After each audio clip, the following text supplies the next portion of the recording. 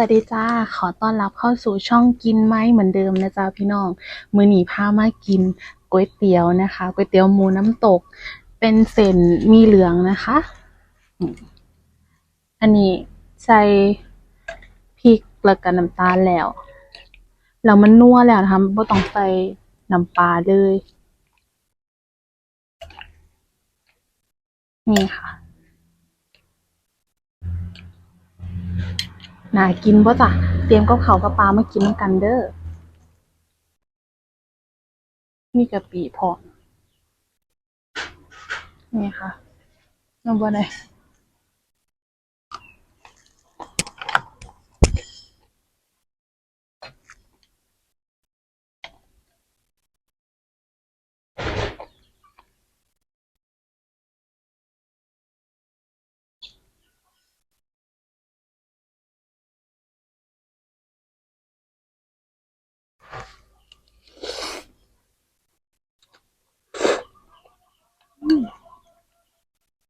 แซ่บจ้ะ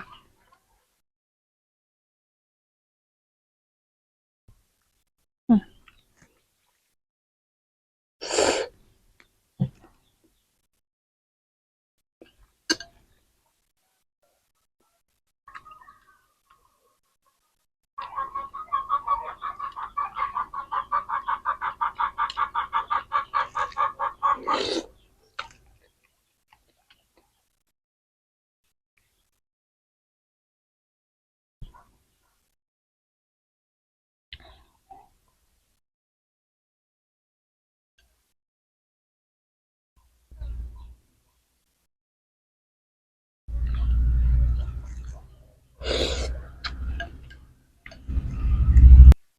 กินกับผักคอดพร้อมนะคะ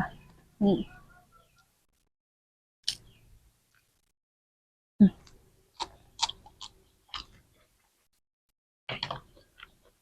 อืมแซ่บ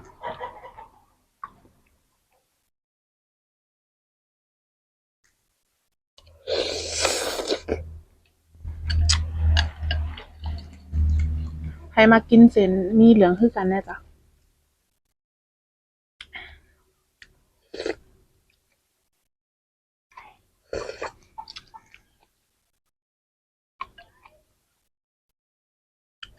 เส้นอืม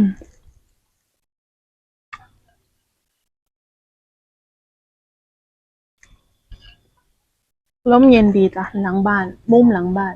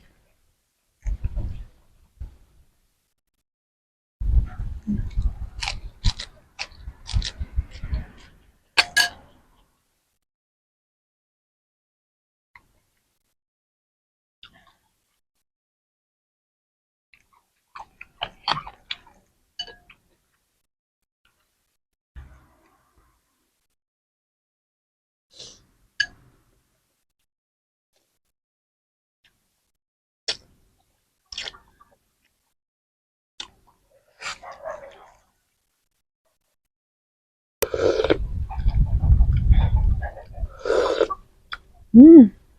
แซ่บ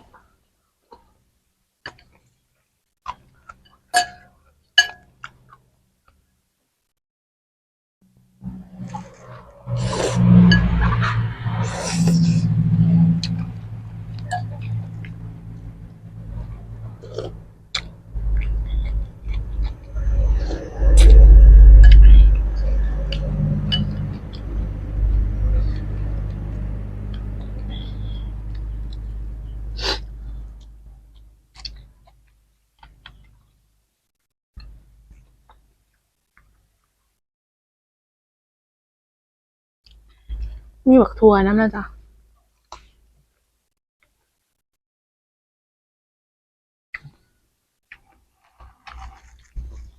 แม้ว่าหลาย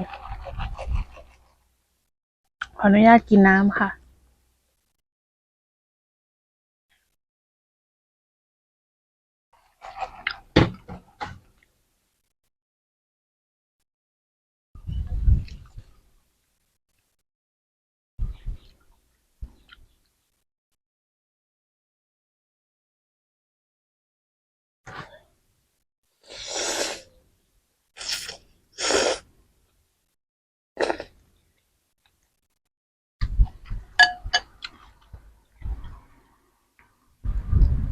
พี่น้องเนี่ยยังกินข้าวเนาะอันนี้เป็นข้าวเที่ยงหนูนะคะข้าวเที่ยงที่ไม่ใช่ตอนเที่ยง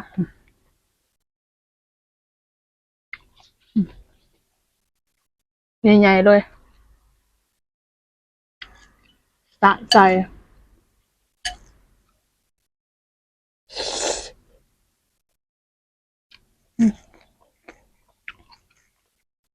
ลืมเอากระดาษมา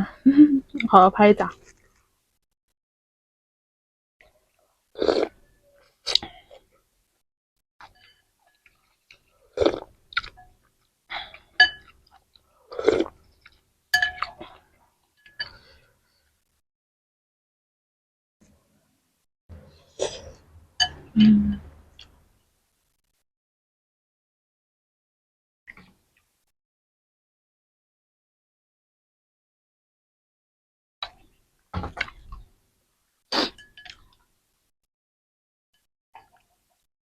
อากาศร้อนหลาย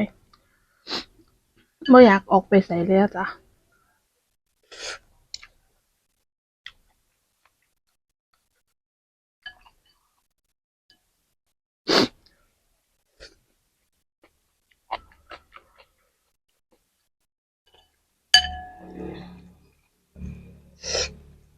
อืม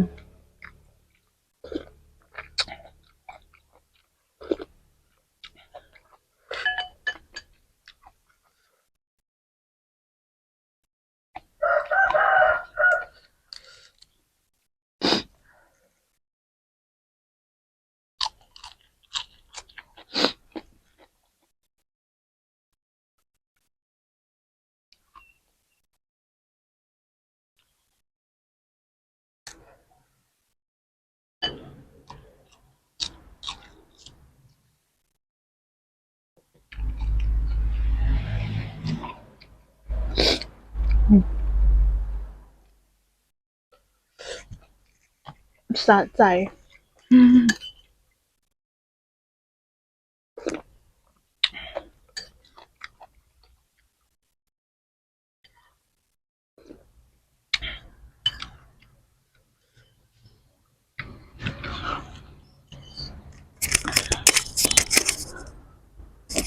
เบิ่งไหมจะนี่พี่น้องว่ามันติดอยู่บ่เดี๋ยวลืมเปิดนะคะ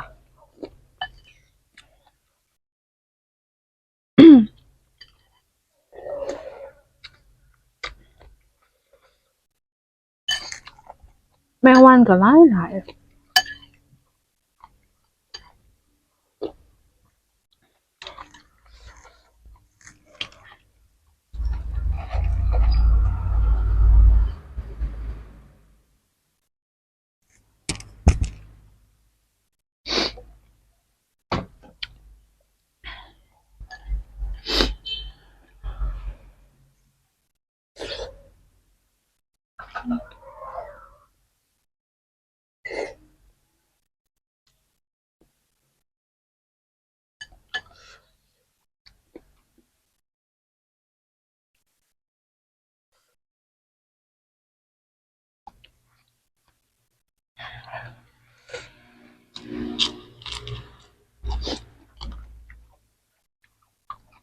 ผักอันนี้กรอบดีดิ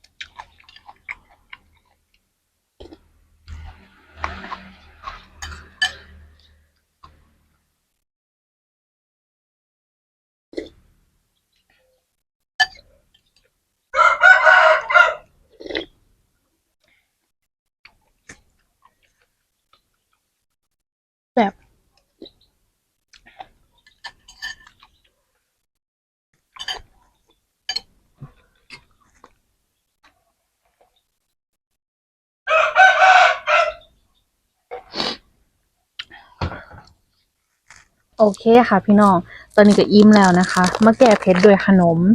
นี่ แบบนี้เลยนะคะ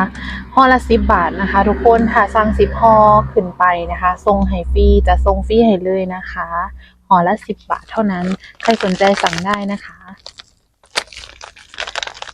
แซ่บน้ำ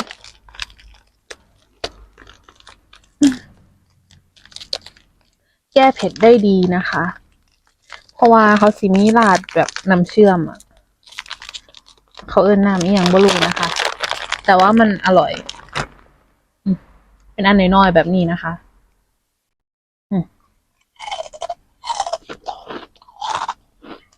กินง่าย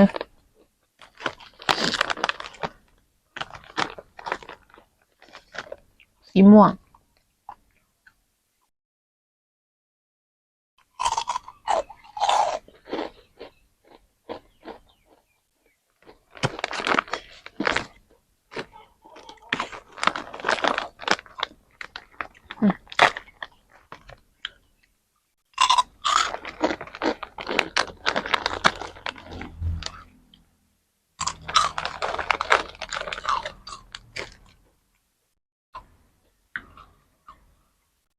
เอาไว้ไปกินเล่นนะคะ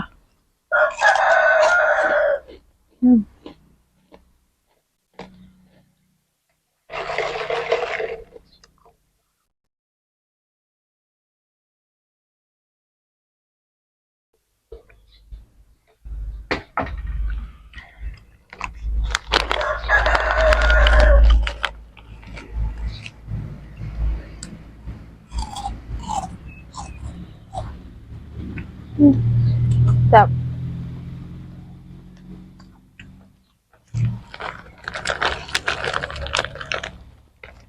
สีเขียว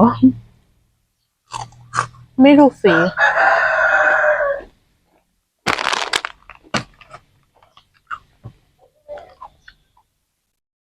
เอาละค่ะพี่น้องก็ฝากไว้ประมาณนี้เนาะฝากกดไลค์กดแชร์กันนำนะคะขอบคุณที่เขามาติดตามรับชมค่ะวันนี้ขอลาไปก่อนสวัสดีค่ะ